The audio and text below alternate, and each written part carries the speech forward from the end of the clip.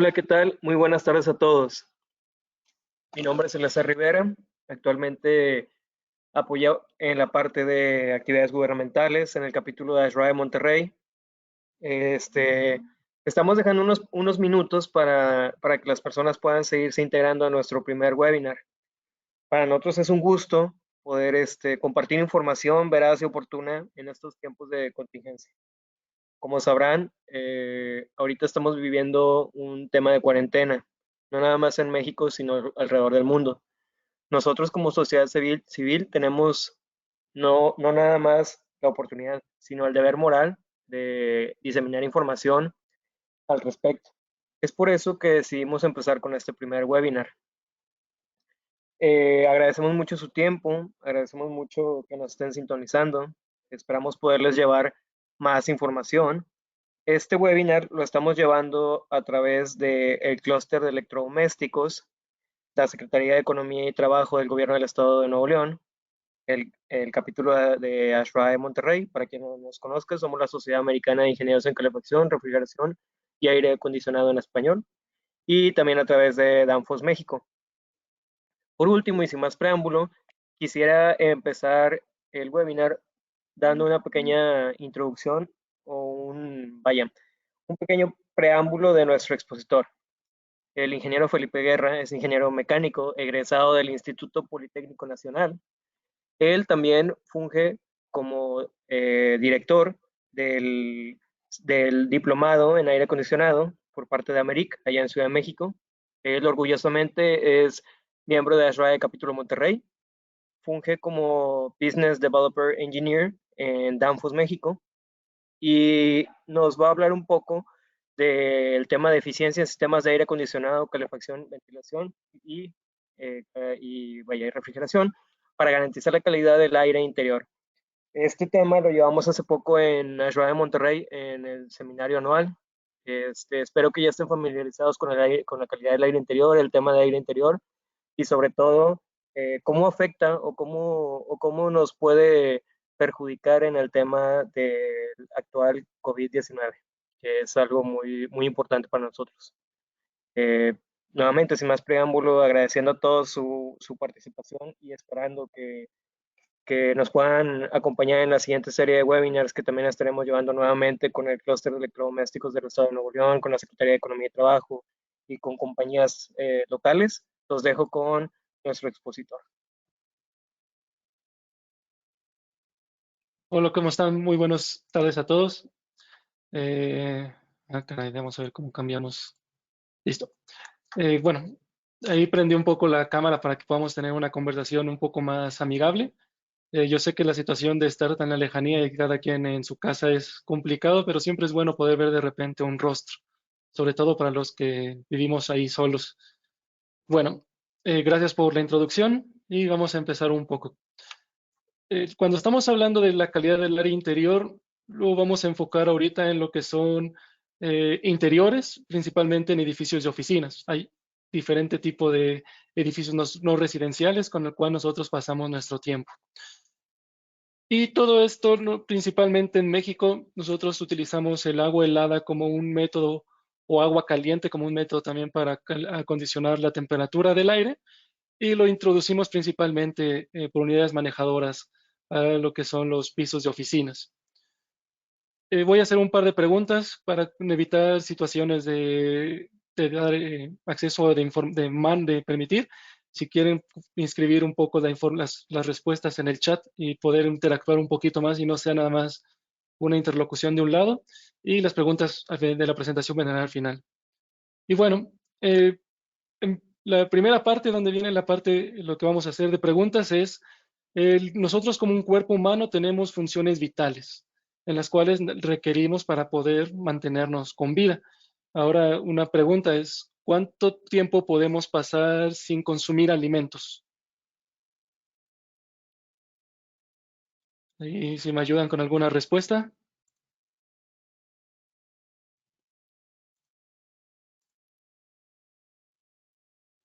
Felipe, nos comentan aquí que 3 días.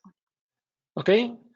Bueno, más o menos acertado, son 40 días lo que podemos estar sin poder consumir alimento. Ok, ahora, ¿cuánto tiempo podemos pasar sin tomar agua?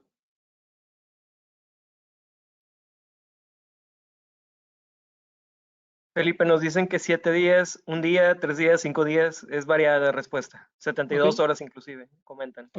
ok, acorde a la información que se tiene, a los estudios, es una semana podemos pasar sin tomar agua. Ahora, ¿cuánto tiempo podemos pasar sin dormir?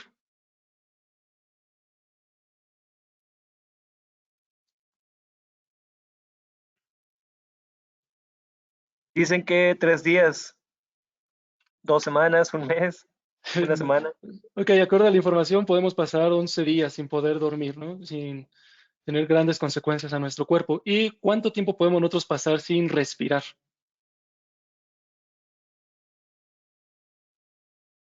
3 minutos, un minuto. Alguien dice que nada. Ok, cuatro Ok, minutos. no hay problema. Ok, el tiempo que está establecido son 2 minutos, ¿no? El tiempo que nosotros podemos pasar sin poder tener oxígeno en nuestro cuerpo son 2 minutos. Entonces, es una función muy importante para nosotros. ¿Y cuánto tiempo te estás preocupando realmente por el aire que estás respirando, ¿no? Cuando es una parte muy importante.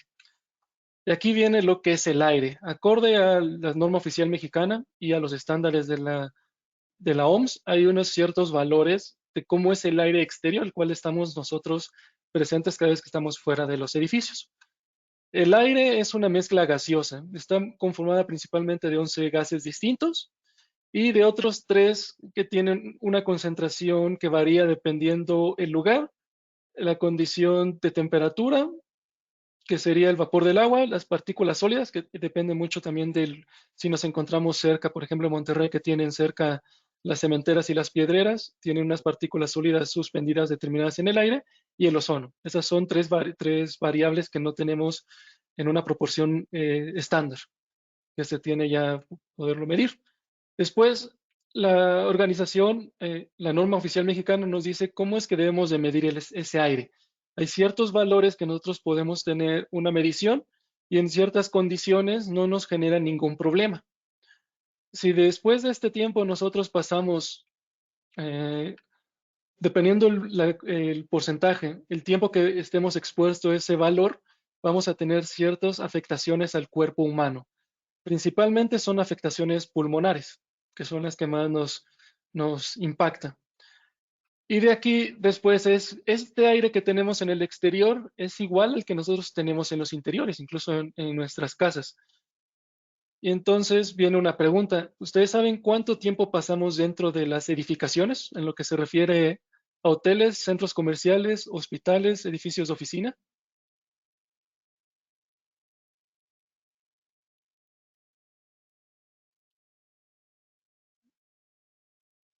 Elíasar, ¿hay una respuesta?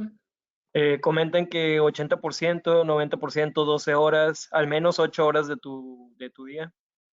Es correcto que eso es el 80% del tiempo, nosotros lo pasamos dentro de los interiores y debemos de tener conciencia de cómo es la calidad del aire que nosotros estamos respirando dentro de esos interiores.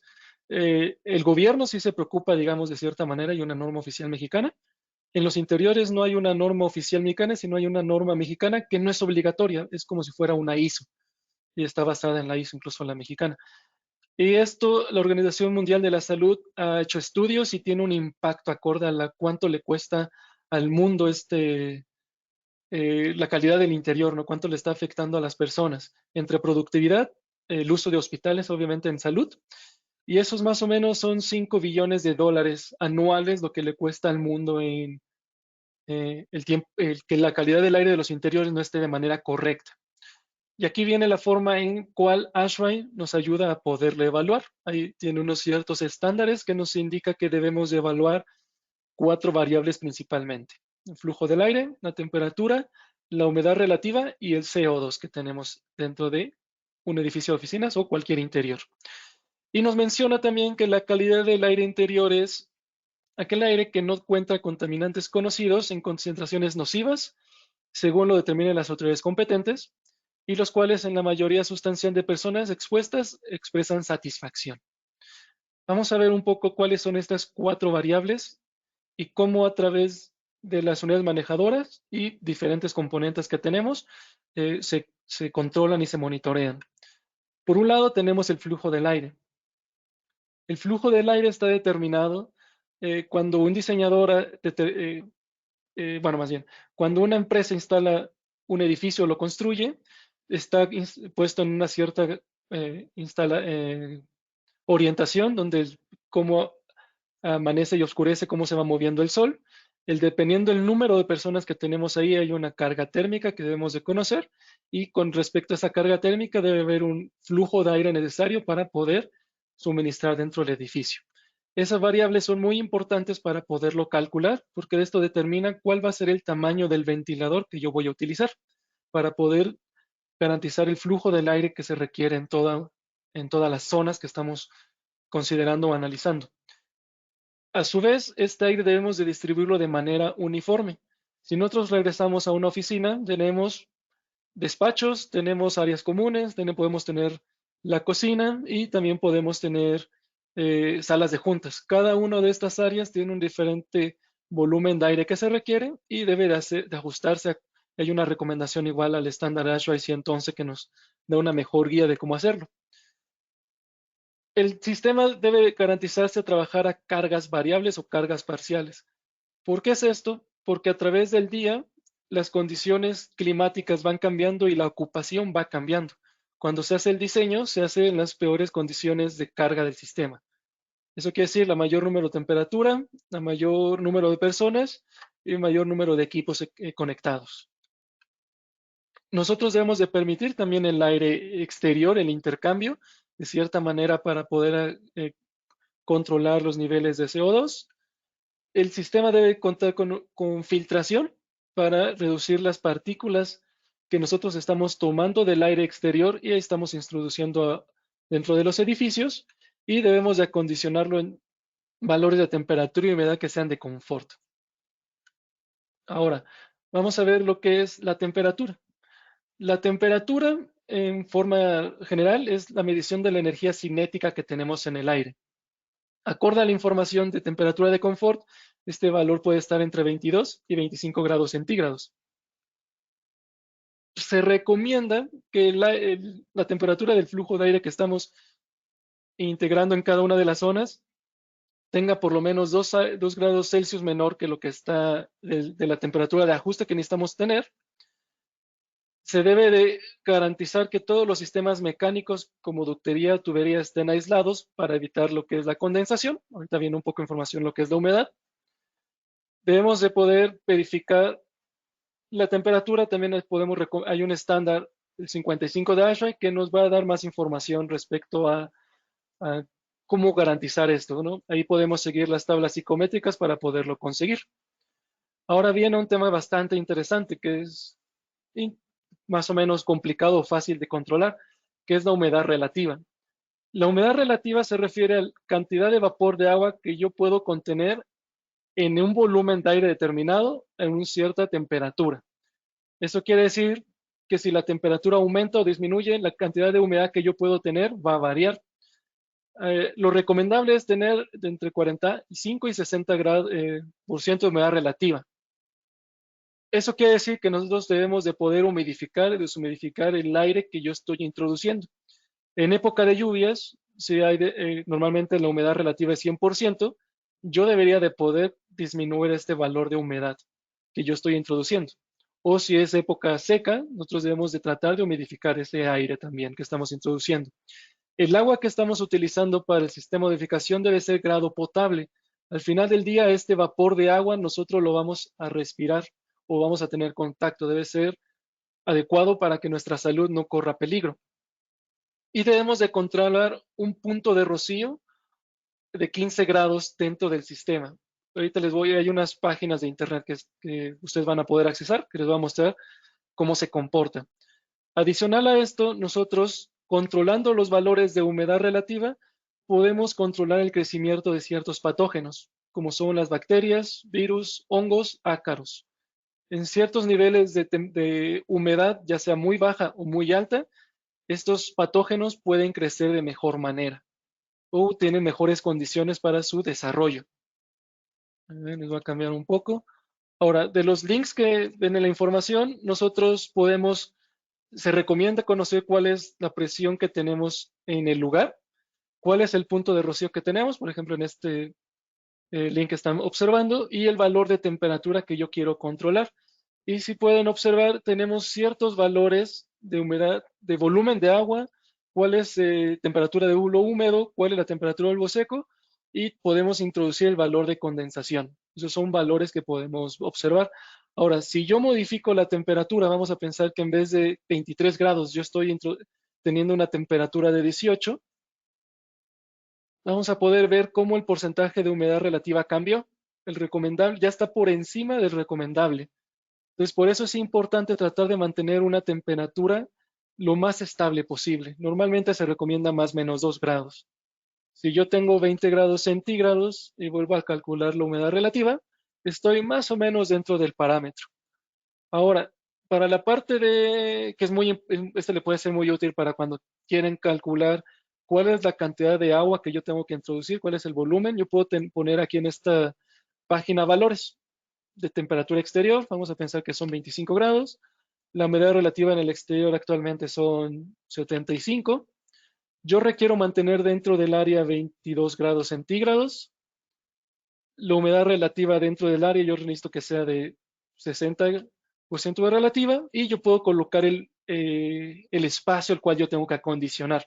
Aquí podemos poner valores de 3 metros de largo por 4 metros de ancho y 2.5 metros de alto.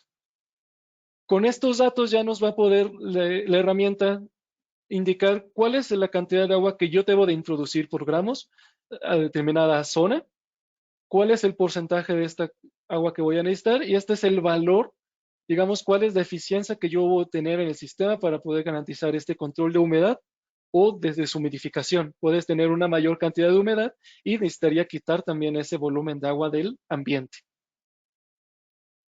¿Okay? Ahora, también en las zonas nosotros tenemos CO2. El CO2 existe de manera natural y nosotros, las personas, lo generamos.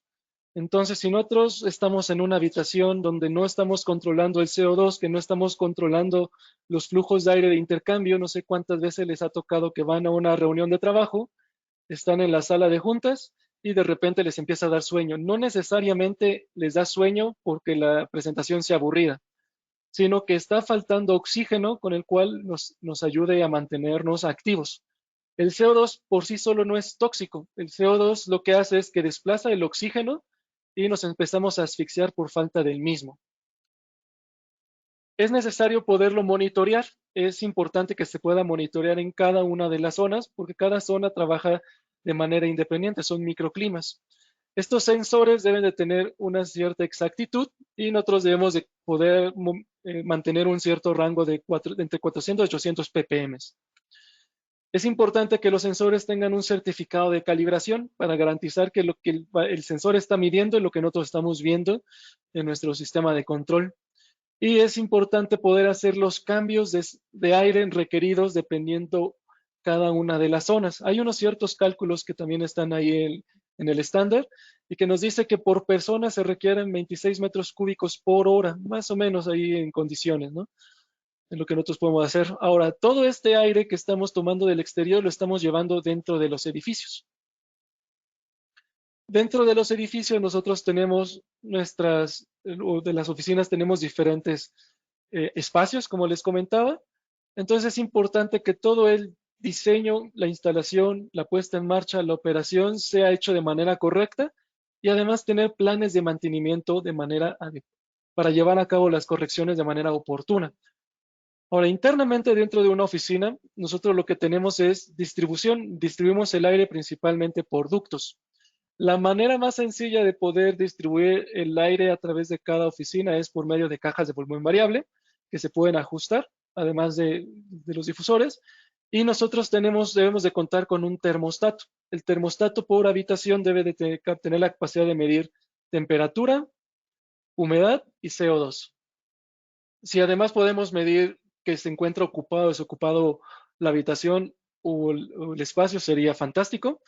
Esto debemos de nosotros de poder humidificar, deshumidificar, permitir el intercambio con el aire exterior y al mismo tiempo es bastante importante que podamos tener un sistema, un BMS, ¿no? Un sistema de monitoreo central a través del cual nosotros podemos medir las diferentes variables y poder tomar acciones correspondientes, predecirlas o trabajar de manera más adecuada. Ahora, todo este aire que nosotros estamos poniendo dentro de las oficinas lo estamos acondicionando a través de una unidad manejadora de aire. Estas son típicamente como tenemos las unidades manejadoras. Tenemos un sistema de filtros, tenemos un ventilador, que es el que nos distribuye la cantidad de aire requerido, y tenemos los serpentines. Tanto puede ser agua fría, agua caliente, puede ser únicamente de agua caliente, puede ser únicamente de agua fría, o también pueden ser de expansión directa. Expansión directa sería que nosotros tenemos un sistema de refrigeración, el cual está utilizando el mismo refrigerante para acondicionar el aire. No voy a meter tanto detalle del sistema de filtros, voy a platicar un poquito más el tema de ventilador. El ventilador debe estar diseñado para poder garantizar el flujo que yo requiero en todo el sistema. Debe tener la capacidad de romper con la presión o la posición que genera el mismo ducto de la fricción para poder llegar a las zonas más lejanas, y a su misma vez debe de tener la potencia para poder pasar a través del sistema de filtrado. Típicamente se diseña el sistema en sus peores condiciones: mayor cantidad de aire, mayor cantidad de enfriamiento, y cuando el filtro se encuentra completamente saturado, cuando está completamente sucio. Entonces nosotros vamos a tener lo que es control de demanda y vamos a poder monitorear y controlar el ventilador con respecto a los cambios que tenemos de flujo de filtro, perdón, con la caída de presión. Cuando hablamos del control de demanda por zona, les voy a mostrar un pequeño video de cómo es que nosotros buscamos hacer el control de flujo. Principalmente se puede hacer ya sea controlando la compuerta de descarga del ventilador o variando la velocidad del ventilador.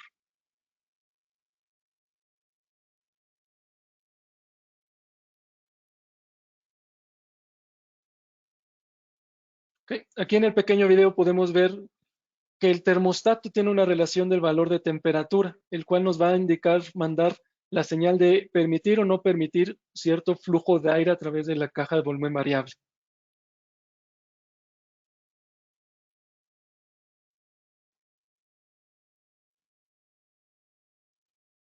La señal que recibimos de cambios de presión por la apertura y cierre de cajas de volumen variable va a un controlador, y este controlador manda la señal ya sea para modular la velocidad del ventilador o permitir la apertura y cierre de las compuertas de descarga.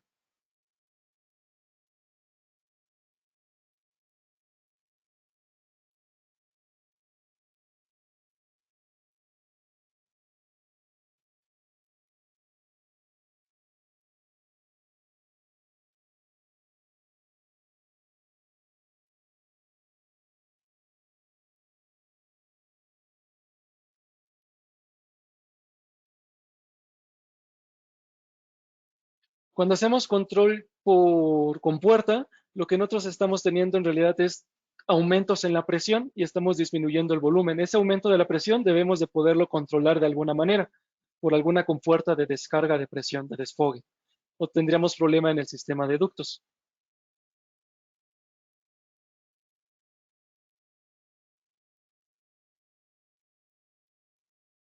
Lo podemos hacer también por cambios de velocidad en el cambio del giro del ventilador a través del motor eléctrico que está propulsando ese ventilador.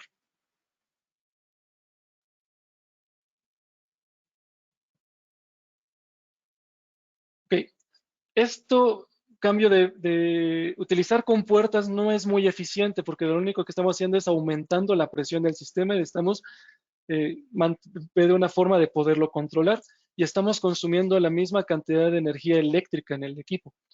Lo que nosotros podemos hacer es utilizar un variador de frecuencia y aprovechar las bondades de las leyes de afinidad de los ventiladores, que van intrínsecamente relacionadas con la velocidad de giro que está teniendo el motor. Y son tres variables que van intrínsecamente a trabajar. Uno es el caudal que nos está girando el ventilador, que es directamente proporcional a la reducción de la velocidad. La presión que nos está generando es al cuadrado de la velocidad, y la potencia eléctrica consumida del motor es al cubo de la velocidad. Se recomienda normalmente poder reducir la velocidad al 50%. Eso quiere decir que de 60 Hz llevarlo a 30 Hz. o de 1800 revoluciones, bajarlo a 900 revoluciones por minuto. Entonces, esto es una pequeña información de cómo el variador de frecuencia nos va a ayudar. Para esto es importante que el motor que estamos utilizando esté preparado para uso variador de frecuencia. Eso es importante notificarlo cuando estamos solicitando al fabricante el tipo de manejadora que queremos utilizar. Nos falta ver cómo se comporta el filtro. El ventilador está diseñado cuando el filtro está completamente sucio, pero eso ocurre ya después de cierto tiempo de operación del sistema. El filtro va a tender a ensuciarte en un determinado tiempo dependiendo del lugar de la ubicación. No es lo mismo que estemos en una oficina que está lejos de la industria a tenerlo, por ejemplo, cerca de la industria, ¿no? O de un parque industrial. Los contaminantes en el aire pueden llegar a ser mayores. Les voy a mostrar otro video de cómo funciona el control del filtro.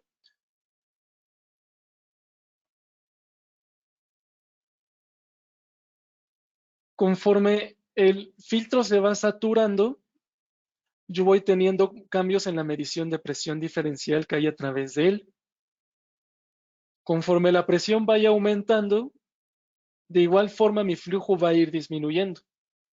Eso ya no sería la manera adecuada.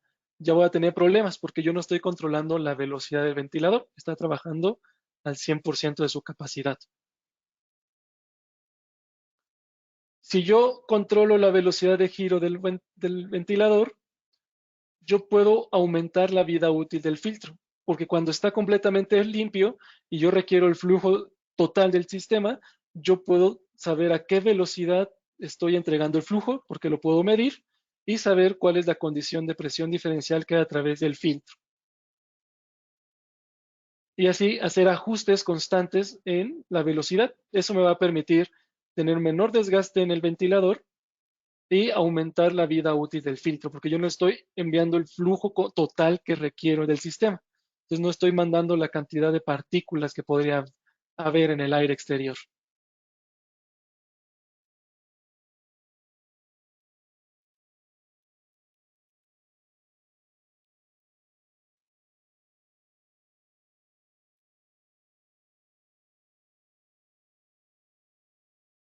¿Sí? Como conclusión, la ventaja de utilizar un variador de frecuencia que incluso el estándar nos pide que calculemos el sistema a cargas variables, nos permite garantizar el suministro de aire acorde a la demanda real que tenemos en cada una de las zonas. De cada zona, el volumen que requiramos va a depender de la caja de volumen variable, de la VAB. La velocidad del ventilador, si tenemos también un ventilador en el retorno, podemos mantener una cierta proporcionalidad de velocidad. Tanta cantidad de aire estoy inyectando como tanto cantidad de aire estoy extrayendo de las zonas, de las habitaciones. Y nos va a permitir tener un mejor monitoreo de la presión diferencial utilizando su vida útil y nos va a permitir tener un mejor control de las cajas de VAB.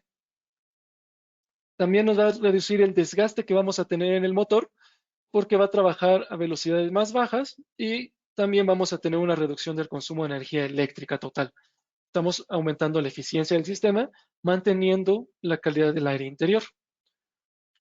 Ahora, dentro del sistema nos falta ver la eficiencia que tiene el serpentín. El serpentín de agua, al final del día, es el que va a hacer el intercambio térmico. Dentro del serpentín, nosotros vamos a poder tener una emisión térmica, que va a ser el intercambio. Vamos a necesitar garantizar el flujo de agua que tenemos y controlar ese flujo que está pasando a través del mismo. Debemos de poder adaptar la cantidad de agua que pasa a través del serpentín dependiendo la carga térmica que tengamos y hay otro tipo de válvula que tenemos como sugerencia que puede ser mucho más eficiente.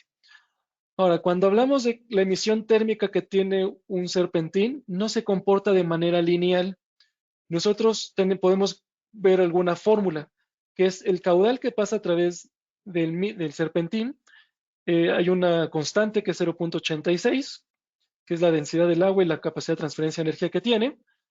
La potencia que tiene el serpentín, cuánta cantidad de energía nosotros necesitamos transferir, puede ser en kilowatts o BTUs, en este caso, o toneladas de refrigeración.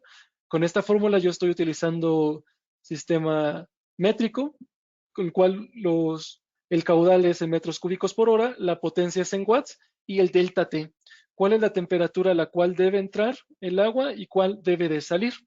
Esta misma fórmula yo la puedo ver en relación a la válvula, que es cuál caudal estoy yo requiriendo en la válvula, cuál es el valor de KB, cuál es la capacidad que tiene esa válvula de permitir un cierto volumen de agua y cuál es la caída de presión que yo tengo a través de la misma. Y la transferencia de energía no es lineal, nosotros tenemos una curva. Esto quiere decir que el 100% yo voy a tener el 100% de caudal, pero conforme voy reduciendo el porcentaje de flujo, voy reduciendo el porcentaje de transferencia de energía que estoy teniendo, la emisión térmica que estoy teniendo en el serpentín, que esta debe adaptarse a la temperatura de flujo de aire que estoy teniendo. Para que yo pueda garantizar el flujo, normalmente se sugiere poner una válvula de balanceo y una válvula de control. La válvula de control nos va a mantener la temperatura a la cual estoy inyectando el aire dentro de cada una de las diferentes zonas. La válvula de balance manual o automático debe de considerarse y calcularse conociendo cuál es el caudal que requiere el serpentín. Nosotros seguimos manteniendo la fórmula, el valor de KB de la válvula, que es el que se debe de calcular, y la caída de presión que yo tengo a través de la válvula. Esa caída de presión es la que tiene el serpentín, que es fabricante, nos da esos valores. Siempre vamos a poder obtener esos valores del fabricante. Dependiendo la altura en la cual yo estoy ubicando o el piso donde yo estoy ubicando la unidad manejadora de aire, yo voy a tener una caída de presión distinta. No es lo mismo la caída de presión que yo tengo en el último piso, es una área que tenemos que es un triángulo, a lo que yo puedo tener en el piso más abajo, que es diferente. Es importante que nosotros podamos conocer esa presión de cada uno de los ramales donde yo estoy instalando los equipos.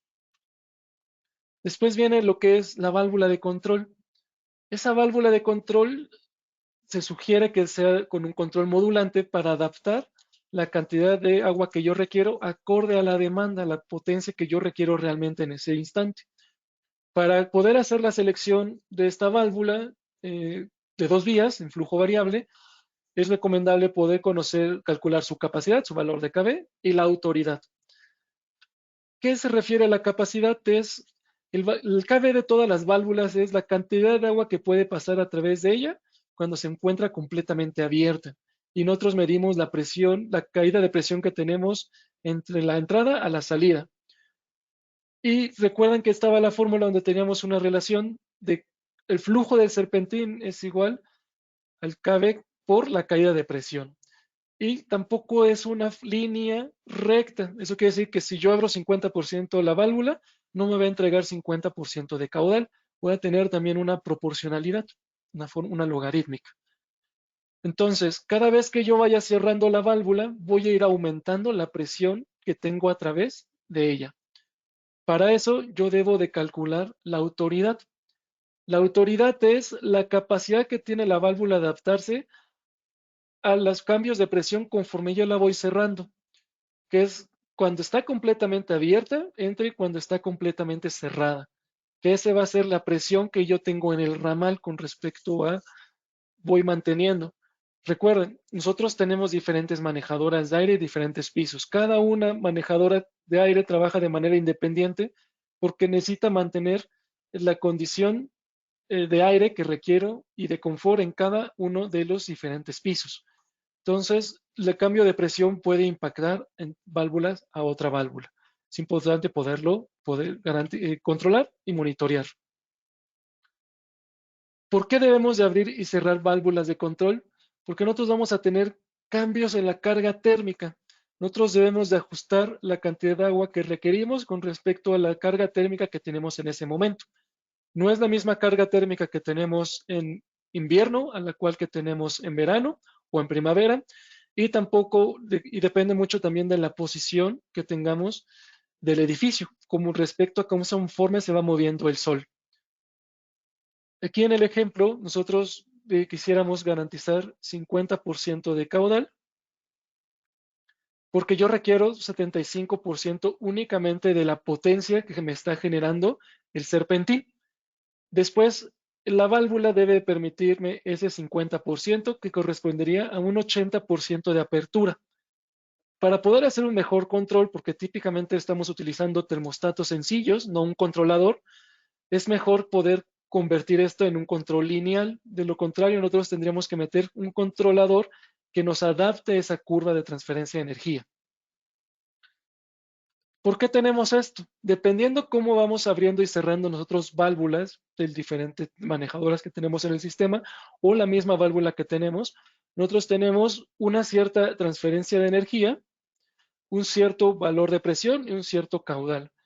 Si yo voy necesitando menor caudal, la presión diferencial a través de la válvula va a ir aumentando dependiendo de la posición que yo tenga. Como pueden ver, por ejemplo, en este punto, yo tengo a lo mejor una presión de 110%. Conforme yo voy cerrando esta válvula, mi presión diferencial a través de ella va aumentando. Yo debo de hacer el cálculo de autoridad para que la válvula pueda adaptarse a esos cambios de presión y no mande más caudal del que que yo requiera realmente. ¿Cómo lo puedo ver esto? Vamos a hacer un pequeño ejercicio.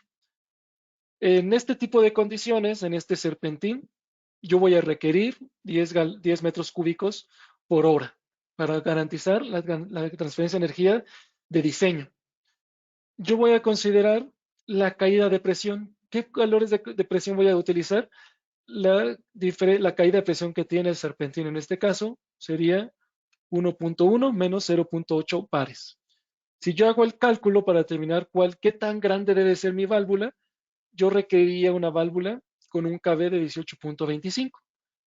Aquí hay una pequeña tabla de diferentes diámetros de válvula. Yo tendría que utilizar el que es igual o inmediatamente superior. En este caso, yo necesitaría una válvula de 1,5 pulgadas para esta aplicación, lo más recomendable, a lo cual yo requería utilizar. Ok, ahora, ¿qué pasa si yo con esta válvula de 1,5 requiero tener realmente solo 50% de caudal? Vamos a hacer un cálculo de cómo, conforme yo voy cerrando la válvula, la presión diferencial a través de ella va a cambiar, que es el valor de 1.19 y 0.16, que esa es la caída de presión que yo tengo a través de la misma. Y calculamos. Q es igual al KB por la caída de presión a través de la válvula, la raíz cuadrada. En este caso es 1.19 entre 0.16. Eso quiere decir que el caudal que yo necesito mantener o que yo voy a tener para este valor debería de ser 1.01 veces el KB de la válvula. El que yo debería tener que debe pasar a través del mismo es 5 metros cúbicos por hora, porque es la mitad que yo requiero de los 10 metros cúbicos de diseño. Si yo hago el cálculo con estos valores, yo tendría eso quiere decir que realmente no me está pasando los 5 metros cúbicos por hora. Están permitiéndome pasar 25 metros cúbicos por hora. Eso es 5 veces el volumen de agua que yo requiero. ¿Qué es lo que va a pasar? El agua va a pasar demasiado rápida. El agua no va a alcanzar a tener un correcto delta T. Voy a consumir más energía y a su vez puede ser que yo empiece a tener problemas en la temperatura. Si yo no estoy teniendo un buen control de la temperatura de suministro, voy a tener puntos donde la temperatura de condensación vamos a empezar a tener problemas. Entonces, el control entre la humedad y temperatura vamos a tener un mayor problema en el control porque va de cierta manera correlacionado. ¿Por qué ocurre esto? El valor de KB de la válvula es una constante. Ese valor no va a cambiar. La variable que cambia dentro del sistema es la presión diferencial, que es la que va a ser una de lo que va a pasar a través de ella y a través de la válvula de balance manual que no estamos aquí calculando. Y aquí necesitamos nosotros de cierta manera poder controlar la presión diferencial que tiene la válvula. ¿Cómo podríamos hacer ese control? Si nosotros vamos después a las tablas de ASHRAE, a los fundamentals que tiene ASHRAE, en la parte de válvulas, nos indica que existen válvulas de balance manual, válvulas automáticas, válvulas de control de 2 vías, de 3 vías, y las válvulas PICV, o válvulas de control de presión válvulas independientes a la presión.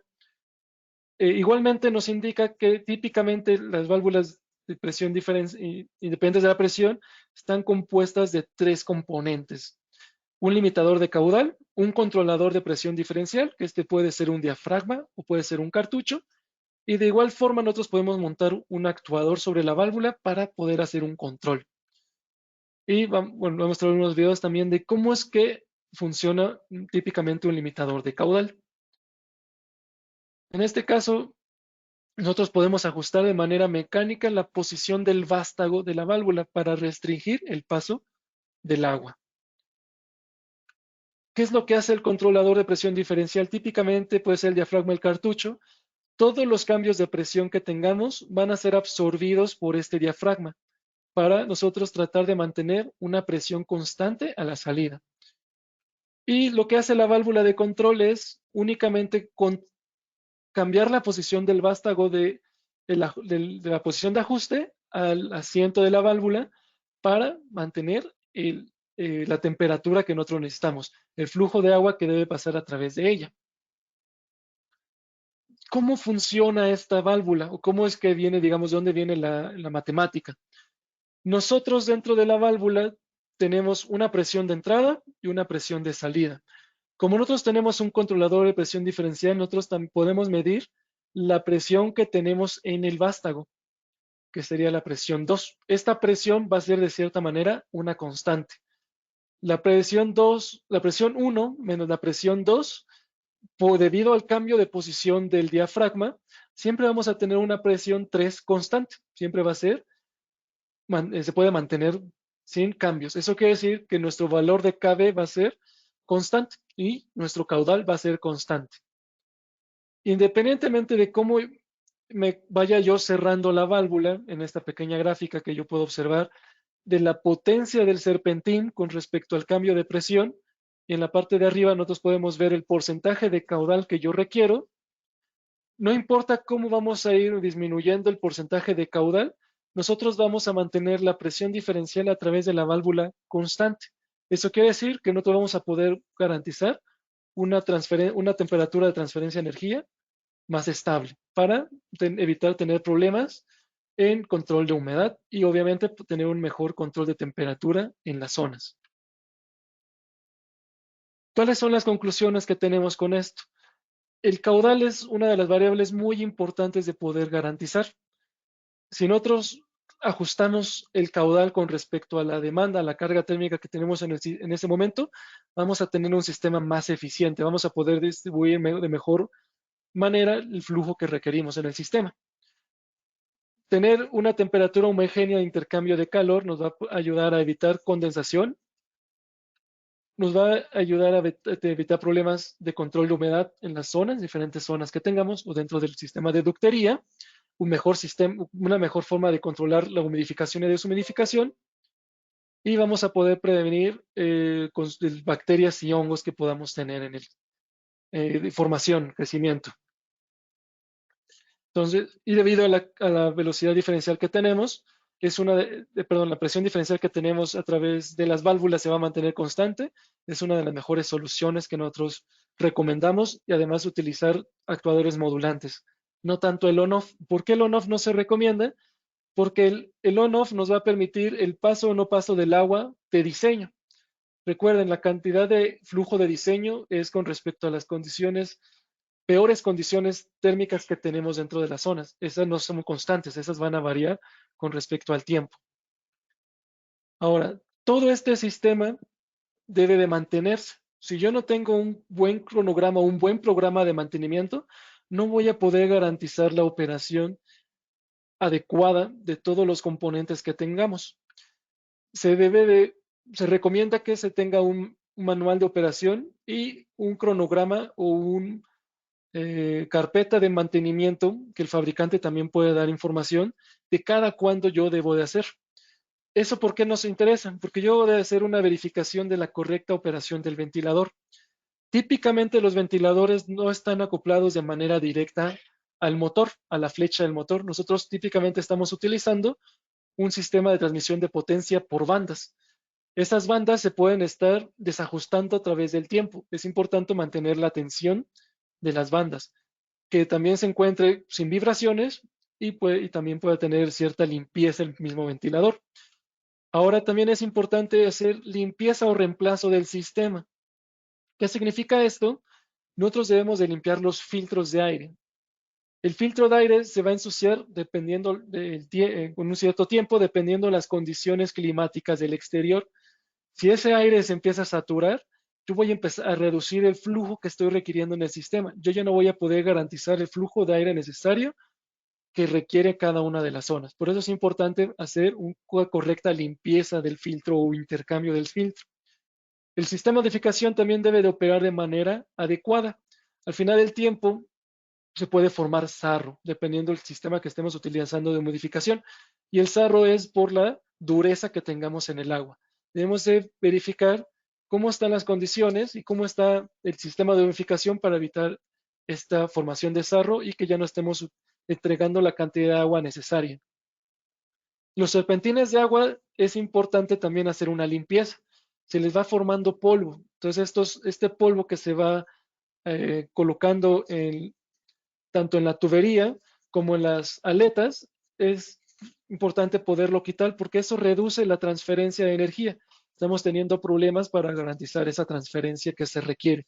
Eso quiere decir que a lo mejor necesitaríamos pasar más agua a través del serpentín de la que realmente se requiere. Y también es muy importante poder hacer un control de limpieza del sistema de ductos. Pues la mayoría, más o menos, debe ser como un 80% del polvo que tenemos convencional, viene de la piel de las personas. Conforme nosotros vamos tirando piel, esas partículas se van metiendo al sistema de ductería y es importante que podamos también eliminarlo. Si nosotros no limpiamos el sistema de ducterías, podemos tener la mayor facilidad de crecimiento de ciertos patógenos. Y con esto damos por concluida la pequeña presentación para pasar a la parte de preguntas y respuestas.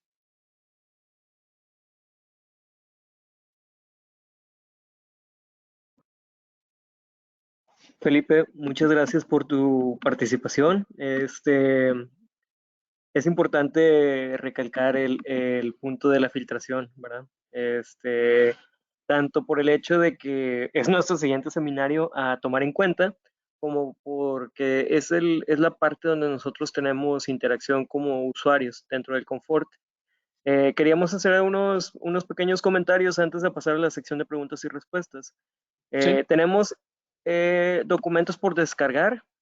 A todos nuestros asistentes los pueden obtener en la sección de documentos. Por favor, desplieguen la flecha hacia abajo y ahí los pueden colocar. Asimismo, para las preguntas que quieran realizar, abajo está la sección de chat. Ahí pueden, ahí es de preguntas, me están diciendo. Ahí pueden hacer sus comentarios.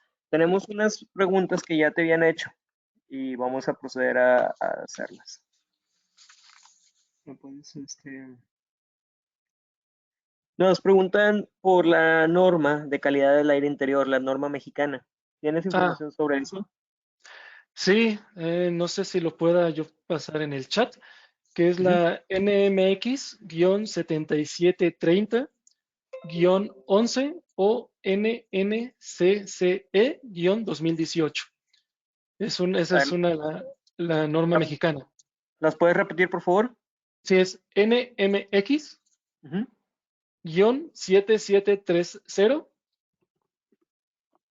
Ok, O N de niño, C de casa, E de Ernesto, guión 2018. ok.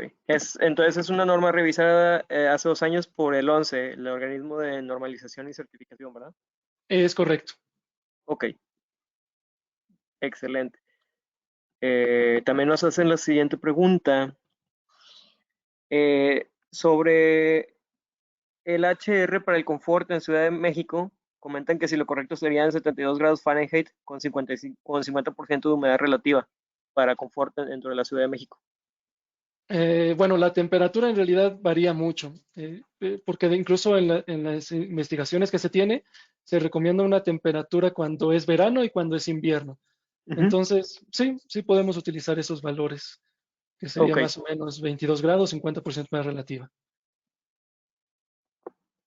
Para la herramienta de cálculo de Mitchell Instruments que presentaste, comentan que no encontraron la celda para introducir la altitud. ¿Viene alguna información referente a eso? Déjame meterle, compartir esa página. Ok, que sería en esta, ¿no? Ujú, Ok, sí, en la parte donde está sí, la persona que lo preguntó, viene la parte dice sample pressure. Ahí nosotros ujú, podemos introducir la presión que tengamos en el lugar, porque eso depende de región, y ujú. podemos incluir también qué varíe, en qué sistema, perdón, qué medición queremos, si en pascales, milímetros de mercurio, pulgadas de agua, esos valores los podemos incluir. Eh, Incluso, bueno, Ok. en la presentación que está ahí, que les vamos a compartir, viene el enlace para que ustedes puedan ingresar. Para las certificaciones, ¿estas deben que ser de fábrica o por laboratorios nacionales de metrología? Ok, hay dos cuestiones. Cuando el equipo es nuevo, es recomendable que el fabricante te dé un certificado de calibración de cómo se está comportando. Una vez que ya el sistema está operando, es recomendable hacer recalibraciones para verificar que el equipo, el sensor sigue manteniendo esa exactitud. Entonces, hay un organismo mexicano que es el CENAM, que es el Centro Nacional se me fue el nombre. Bueno, perdón, pero es el CENAM, y el CENAM tiene ciertos laboratorios privados acreditados para poder hacer esas calibraciones de los sensores, tanto de temperatura, de humedad como de CO2. Hay ciertos estándares con los cuales estos laboratorios hacen las mediciones para poder revisar la trazabilidad. Excelente. Una pregunta un poco abierta, pero creo que a manera de resumen de la presentación que acabamos de ver, al menos por tu parte, es cómo podemos medir nuestra calidad de aire. Me imagino que se refieren a calidad de aire interior, y yo sé que es una pregunta increíblemente abierta, pero por eso te decía, a manera de resumen, ¿cuál sería tu opinión al respecto? Claro, pues mira, lo principal que nosotros debemos de mantener es el flujo de aire que nosotros estamos suministrando. Eh, Se puede utilizar un medidor de aire bueno, a lo que estamos distribuyendo a las diferentes zonas, no de manera individual, eso sería muy costoso. Podemos medir el flujo de aire que estamos suministrando para determinar si eso corresponde al cálculo que nos pide el estándar. La temperatura con la cual nosotros queremos mantener para hacer la transferencia y mantener el confort, eso sí lo podemos monitorear, que es en cada una de las zonas. La humedad relativa que necesitamos mantener, que son los variables importantes, y el CO2, que es lo más importante que nosotros debemos mantener para la calidad del aire interior. Las partículas, que el estándar 62.1 se refiere únicamente a edificios no residenciales, donde no tiene que ver nada con hospitales, clínicas, ese es el estándar 62.2. Ahí sí sería necesario poder garantizar cuál es el crecimiento o formación de microbios o ciertos patógenos. Es una cosa un poco más complicada. Pero en edificio de oficina, solo con que mantengamos un cierto porcentaje de temperatura, bueno, un valor de temperatura, porcentaje de humedad y valores de CO2 es más que suficiente, porque las partículas suspendidas nos lo va a ayudar a hacer el sistema de filtrado y nosotros podemos saber podemos predecir cuándo el filtro está ensuciándose con respecto a los cambios de presión diferencial. Ok, excelente. Felipe, también nos preguntan que a la hora de diseñar un sistema de aire acondicionado, ¿qué es lo que normalmente se considera? ¿La norma mexicana o el estándar de ASHRAE? Bueno, para hacer el cálculo de cargas térmicas, bueno, normalmente los diseñadores utilizan más el estándar de ASHRAE o la parte básica de termodinámica, ¿no? Ujú. De cuál es el área que estamos utilizando. Es muy importante incluso actualmente lo que sí pide la norma oficial mexicana en construcción es el envolvente o la envolvente que estamos utilizando en los edificios, tipo de cristal, y todo eso es muy importante porque es la forma en la cual va a ser la transferencia de energía entre el exterior con el interior. Es Excelente. importante seguir también la tabla psicométrica, ¿no? Para determinar las condiciones. Otra pregunta es, ¿cuál es el filtrado mínimo indicado en la norma mexicana para obtener el concepto de calidad de aire? La norma mexicana, como está basada en el ISO también 7730, incluso el estándar de ASHRAE nos sugiere que sigamos la nomenclatura de ISO. El mínimo necesario es PM10, que tenga el sistema de filtrado. Nos preguntan también si dentro de la norma mexicana que proporcionaste está considerado el estándar 62.1. Me imagino que lo que quieren decir es si estás cumpliendo con una, te homologas con la otra. No, la norma oficial, bueno, la norma mexicana, que no es obligatoria, no está en este momento, bueno, no está enfocada en lo que es en la calidad del aire interior. Tiene unas ciertas similitudes más con el ISO. Hay otro estándar, otra norma mexicana que está desarrollando y hay varios grupos de personas, que es la 17772. Esa debe estar aprobándose en el transcurso de este año. Esa es norma mexicana, ya va a estar más detallada y está un poco más homologada al ASHRAE estándar 62.1. Excelente. Felipe, también nos preguntan lo siguiente. En el caso de los variadores de frecuencia, ¿se pueden colocar en una unidad manejadora de aire donde la humedad relativa es del casi 100%? Si es factible poderlo colocar, eso quiere decir que en vez de ponerlo en la parte externa de la manejadora, yo lo estaría poniendo en la parte interna de la manejadora, donde yo tengo todo el acondicionamiento del aire. Si es factible, lo que es importante ahí es considerar el grado de protección IP del variador de frecuencia o el grado de protección al exterior en la versión americana, que sería NEMA. Para esto yo sugeriría que fuera IP66 o NEMA 4X, que no permite el paso del agua ni permite tampoco el paso del polvo. Ahí podríamos utilizar este tipo de equipo. Ahora, si yo lo instalo en el interior, voy a tener un gran problema si yo quiero verificar cómo se está comportando. Si es así, es forzosamente que yo tenga que tener el equipo conectado a un BMS donde yo pueda monitorear las variables de variable de frecuencia, valga la redundancia, y ver cómo Ujú. está comportándose. Excelente. Felipe, te están felicitando por tu ponencia y a la vez Muchas también gracias. te quieren preguntar cuáles son los valores de presión o de diferencial de presión en cuartos aislados y si tienes alguna referencia en cómo calcularlos. Creo que esto ya es un poquito más de aire acondicionado aplicado, pero Sí, este, ahí no tengo tantos valores porque ahí estaríamos hablando también de presión positiva y negativa. Y a lo mejor si estamos hablando de cuartos limpios o a nivel a lo mejor farmacéutico o en un hospital, ahí sería más conveniente verificar el estándar correspondiente y incluso en la norma oficial mexicana te exige ciertos valores de presiones ujú. y de Sí, cambios de aire también. sí, estoy de acuerdo contigo. Eso ya es aire acondicionado aplicado y creo que igual y como quiera, todos los que nos están escuchando saben que tanto Felipe como Ashra de Capítulo Monterrey somos marco de referencia, entonces con confianza pueden contactarnos posterior aquí a este primer webinar. Ahora, te hacen una pregunta más. En cuanto a la calidad del aire, ¿hay alguna tendencia en usar 100% de aire exterior con recuperación de aire como se usa en Europa? ¿O tú consideras que el mercado tanto mexicano como latinoamericano todavía no tiene esta tendencia homologada? Pues bueno, realmente no hay una tendencia, a mi gusto serían incluso hay diferentes estrategias de control. Lo que se está haciendo incluso, digamos, podemos decirlo como tendencia en Europa, es empezar a utilizar lo que serían los datos o los pronósticos de condiciones climáticas que van a ocurrir o que están ocurriendo en ese momento para hacer cambio de variables. Ahí ya estamos hablando del Internet de las Cosas y de Machine Learning. Ya ahí podemos hacer diferentes mediciones de cómo está el aire exterior, cómo está el aire de retorno para saber cómo mezclarlo o recuperar la energía que estamos utilizando. Bueno, incluso en la imagen que yo les mostré estaba un recuperador de calor y también existe la rueda entálpica. Mi sugerencia sería hablar con el fabricante de manejadoras de aire. Ellos son todavía mucho más expertos en este tema y poder sugerirles, dependiendo del lugar donde yo lo estoy instalando, la sugerencia que también haga el diseñador para que sea la manera más eficiente. Excelente. Una de las dos preguntitas más. Mira, este es un interesante, porque creo que es un tema que ha estado surgiendo últimamente en tendencias arquitectónicas. Nos preguntan que si para la calidad del aire interior se puede utilizar ventilación natural.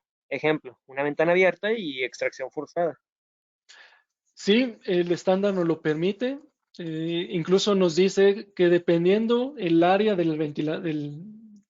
la ventana o del espacio que estamos permitiendo de intercambio del aire con el exterior, debemos de calcularlo para determinar el flujo de aire que está pasando a través, que está pasando de la parte externa a la parte interna del edificio. Lo que sí es importante considerar es que el aire que está pasando a través de manera natural no está acondicionado.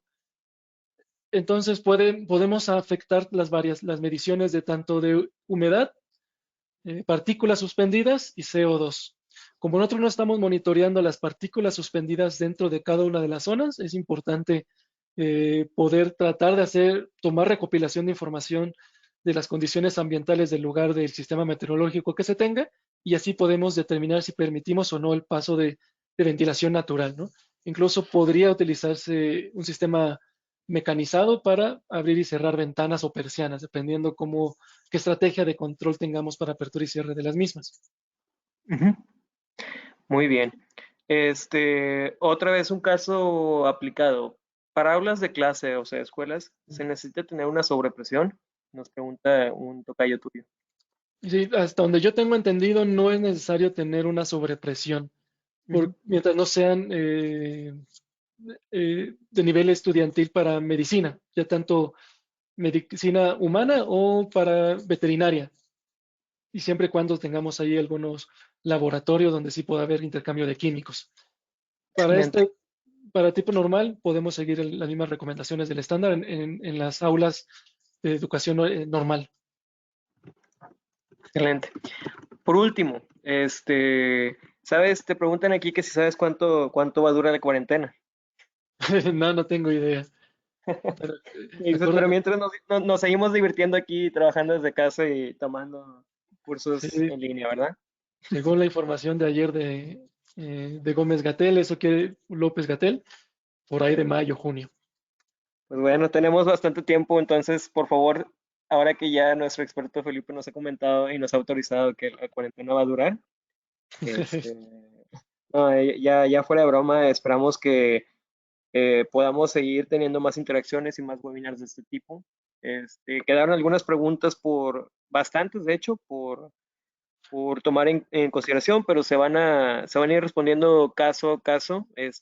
Se les van a hacer llegar los comentarios directamente a los usuarios, asimismo como las preguntas que tienen directo para Felipe, también nosotros les estaremos compartiendo. Agradecemos mucho a todos los organismos involucrados. Gracias, Felipe, por tu tiempo. Gracias a Gracias. los asistentes. Gracias a Danfoss México. Gracias también al clúster de electrodomésticos del Estado de Nuevo León, del que pues también forman parte. Agradecemos a la Secretaría de Economía y Trabajo también de nuestro estado, a la Dirección de Fomento Energético y por supuesto pues a todos los que colaboran en Ashrae Capítulo Monterrey por apoyarnos tanto en la distribución y en darle forma a este primer webinar. Les pedimos que por favor nos sigan en redes sociales porque este webinar fue grabado. Esto significa que vamos a buscar encontrar la manera de poderles llevar la información. Para los que no pudieron asistir o llegaron tarde, sepan que esta información va a estar dentro de nuestras redes. Síganos en Facebook sobre todo, ahí podemos darles el link de la información. Los que piden la presentación está dentro de la sección de documentos y pues nuevamente dejamos la puerta abierta para más comentarios. Les reiteramos que se van a hacer todas las respuestas a sus preguntas porque hay ¿cómo se dice? Mucho interés por parte de los asistentes. Les van a hacer llegar tanto Felipe como Ashrae de Monterrey también puede hacerles llegar información pertinente. No me queda más que agradecer al comité de comunicaciones del capítulo. Gracias, Janet, por tu ayuda. Gracias también a Ricardo, nuestro presidente, a todos los colaboradores también que mencionamos, licenciada Betsabe Rocha, directora de Fomento Energético, perdón, directora de Cluster Electrodomésticos, Jorge Gorospe, director de Fomento Energético, todos los coordinadores también de allá del Departamento de Secretaría de Economía por el apoyo al capítulo. Gracias, Felipe. Y pues los dejamos aquí para nuevas emisiones de webinars. Muchísimas gracias a todos. Felipe, Gracias. te dejamos por último. Muchas ¿Tienes gracias. algo que comentar? No, muchas gracias. Si me hacen llegar las preguntas, yo les responderé con todo gusto. Mandaré la información. Cualquier otra de información adicional que soliciten, con gusto también lo podemos verificar. Y gracias por su Excelente. tiempo. Gracias a todos. Buena tarde.